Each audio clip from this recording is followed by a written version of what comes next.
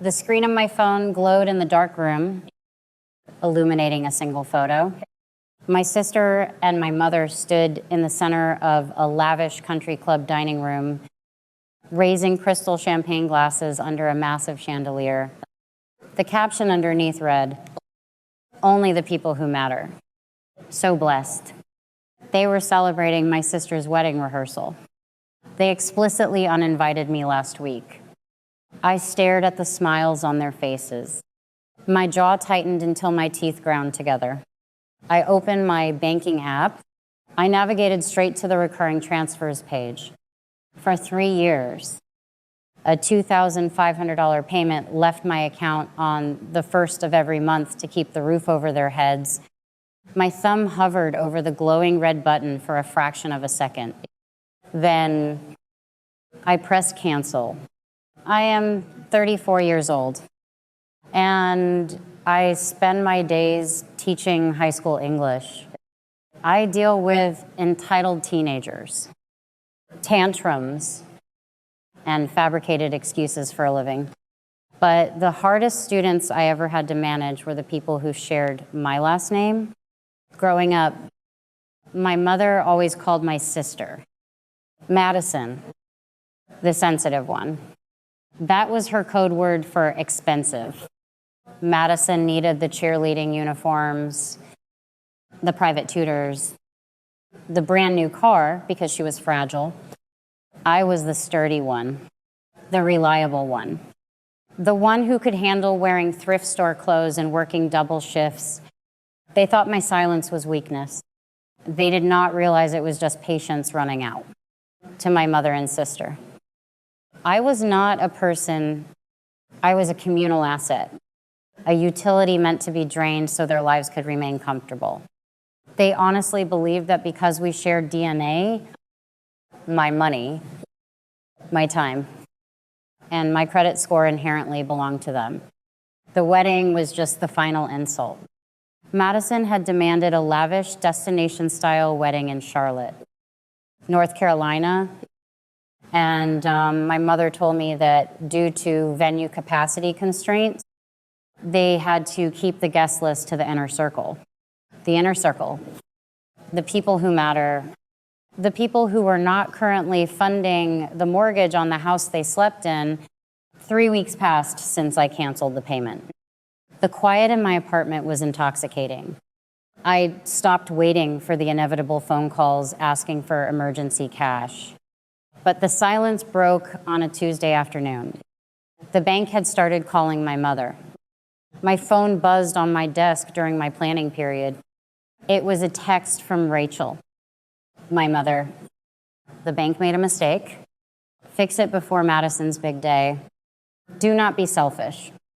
I stared at the message. There was no apology, no realization of what she had done, just a demand. She was treating me like a broken ATM. I used the same discipline I use in my classroom.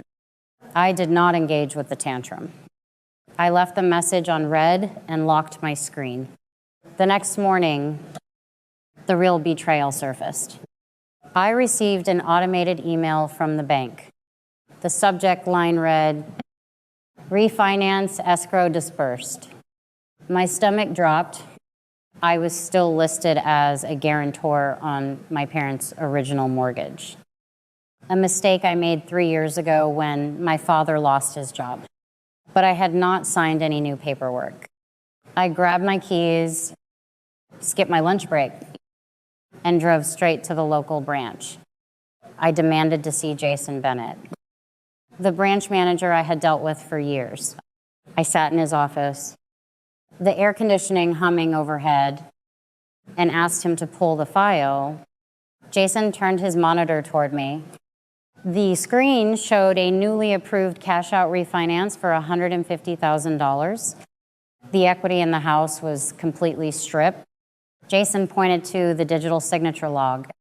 It was a remote online notarization. The notary had verified my identity over a video call.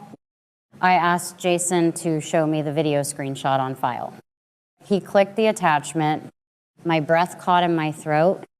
Staring back at me from the blurry image was Madison, wearing a dark wig, holding up my old misplaced driver's license that I had left at my mother's house 2 years ago. They did not just exclude me from the wedding, they committed federal identity theft to fund it. Jason went pale when he looked from the screen to my actual face. The realization hit him just as hard as it hit me. The bank had been duped. I did not scream. I did not cry. My mind shifted into a state of absolute freezing clarity. They thought they could steal my financial future to buy a country club fantasy. I looked at Jason and asked where the money was. He typed frantically. He explained that because it was a large multi-party payout, the $150,000 was currently sitting in a temporary escrow hold, scheduled to be wired directly to the wedding venue and the caterers by tomorrow morning. I did not wait for Jason to figure out the corporate protocol. I walked out of the bank, drove to the precinct, and filed a sworn police report for identity theft and wire fraud. I handed the officer the printed screenshots from the bank. By 3 o'clock that afternoon, I walked back into Jason's office and placed the officially stamped police report on his desk. I signed an affidavit of forgery. Jason initiated an emergency internal fraud freeze immediately. The escrow account was locked. The money was trapped in a digital vault.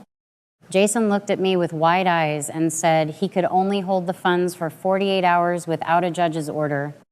He warned me that the venue's checks were going to bounce by tomorrow morning. I thanked him, walked out to my car, and drove home. I opened my closet. I picked out a sharp, tailored black dress. I applied my makeup with a steady hand. The rehearsal dinner was starting in 1 hour. I pulled up to the country club just as the sun was setting. The valet took my keys.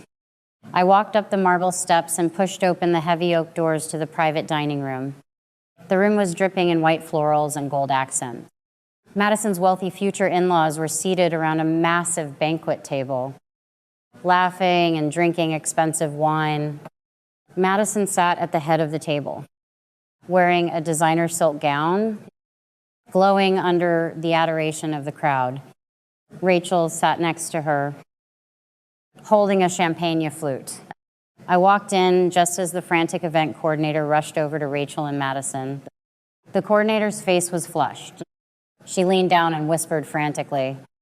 The $80,000 wire for the venue had just declined. The caterer's deposit had bounced. The funds were frozen. Madison's smile vanished. Her chest began to heave. Rachel's hands trembled so violently that her champagne spilled onto the crisp white tablecloth. They looked up in absolute panic. And then they saw me. I did not cause a scene. I did not yell. I walked calmly to the head of the table. The room went dead silent. The wealthy in-laws stopped talking, their eyes darting between my sister and me. Madison opened her mouth, but no sound came out. I reached into my purse, pulled out the stamped police report and the bank's fraud confirmation letter, and dropped them directly onto Rachel's plate. The papers landed with a soft, devastating thud next to her prime rib. I used my calmest, most authoritative teacher voice. I announced to the room that the beautiful wedding they were attending was currently funded by felony identity theft and federal wire fraud.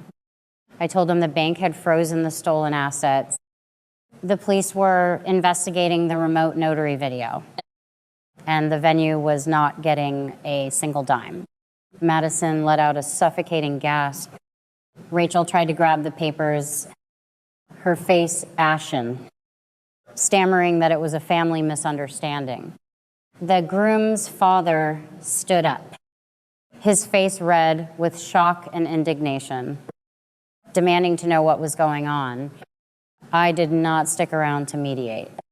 I looked Madison dead in the eye, told her to enjoy the rehearsal, and walked out of the room. The collapse was spectacular, but Madison was too arrogant to surrender. The next morning, terrified of the bouncing checks and her furious future in-laws, she attempted a desperate counterattack.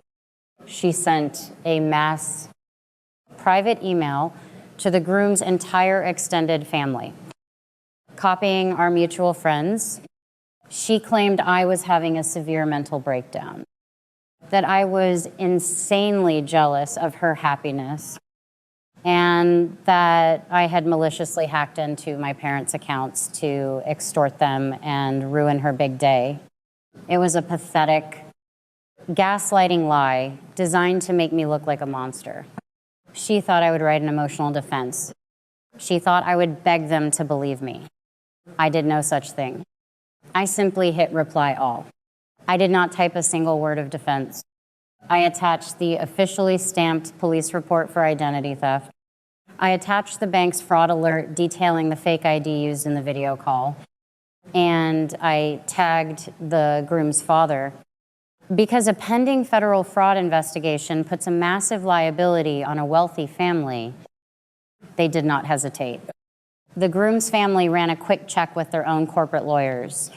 They panicked over the frozen venue funds and the sheer legal exposure of being tied to a wire fraud case. They canceled the wedding immediately. The groom packed his bags and left the state.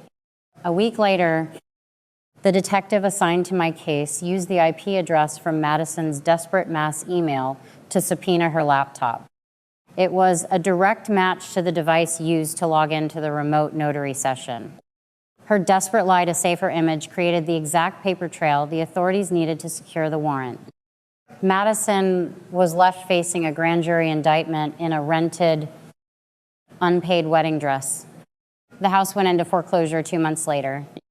Without my $2,500 a month, and with the equity frozen in the fraud dispute, the bank seized the property. My parents had to pack their belongings into rented storage units and move into a cramped apartment across town. My mother tried to call me once. She left a weeping voicemail, begging me to withdraw the police report, telling me that I was destroying the family, that blood is thicker than water. I listened to her voice. I felt absolutely nothing. I had Delity. I sit now on the sunlit porch of my new home, hundreds of miles away from Charlotte. The chaos is over. The ashes of my family's facade have long since blown away in the wind. The court system handled the rest. The judge sentenced Madison to 4 years in state prison for wire fraud and identity theft, with restitution ordered for the legal fees and damages. The community found out.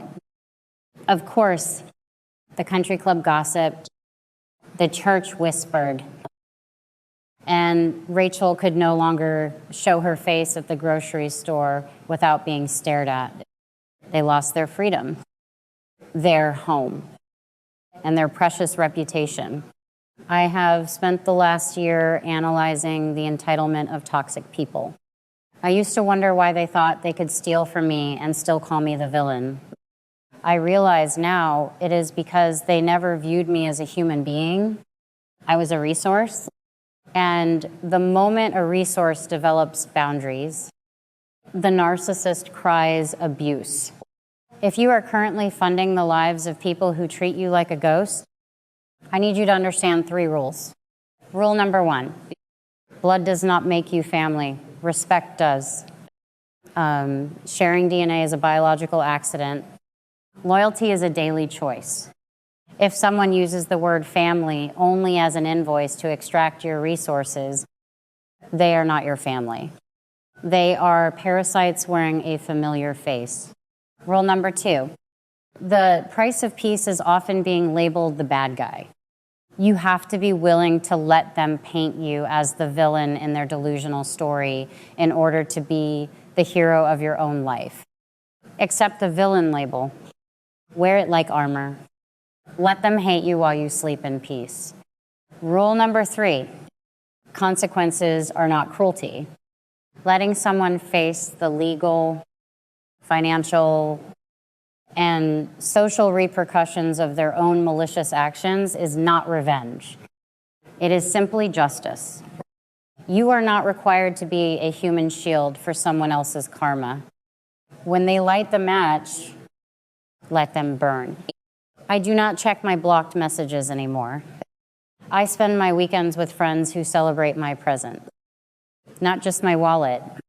I built a chosen family that respects my boundaries. My life is quiet, debt-free, and incredibly beautiful. Have you ever had to be the villain in someone else's story just to protect your own peace? How did you finally draw the line? Let me know in the comments below. And share this with anyone who needs the courage to walk away. I know exactly what you are screaming at the screen right now.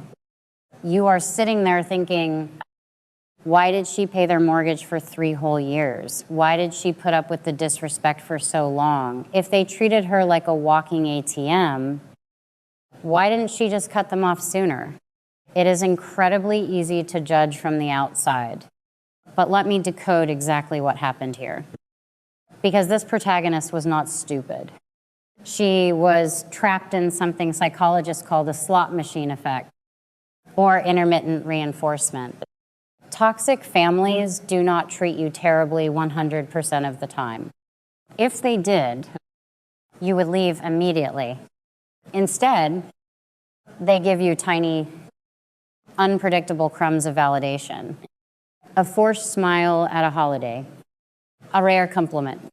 They make you believe that if you just give a little more, pay one more bill, or fix one more crisis, you will finally hit the jackpot and earn their unconditional love. She was not paying for a house. She was trying to buy her parents' affection. The moment she realized the game was rigged, she stopped playing. And once she woke up, her strategy was a masterclass in financial self-defense. Let's look at the smart moves she made when the betrayal escalated into actual crime. First, she used the audit strategy. When she found out about the massive cash-out refinance, she didn't call her mother to scream and cry. Scammers and toxic manipulators thrive in the fog of emotion. They want you to argue so they can gaslight you. Instead, she went directly to the bank manager. She bypassed the liars and went straight to the ledger. She demanded the video proof. The rule here is simple: follow the money. When you are dealing with financial betrayal, do not ask the thief for an explanation. Look at the receipts. Second, she executed a flawless escrow freeze. Notice how she didn't wait for the bank to slowly investigate internally. She recognized that large transfers have friction. $150,000 doesn't just evaporate instantly. It gets held in escrow. By walking straight into the police precinct and filing a sworn affidavit of identity theft, she created an immediate legal roadblock. She weaponized bureaucracy against the people trying to steal from her. Finally, she understood the power of building the case. At the climax, she didn't just crash the rehearsal dinner to throw a drink or scream into a microphone. She dropped the officially stamped police report on the table. She used their own weapon, their obsession with public image and wealthy connections, against them. When the sister tried to spin a desperate lie over email, the protagonist didn't write a long defensive paragraph.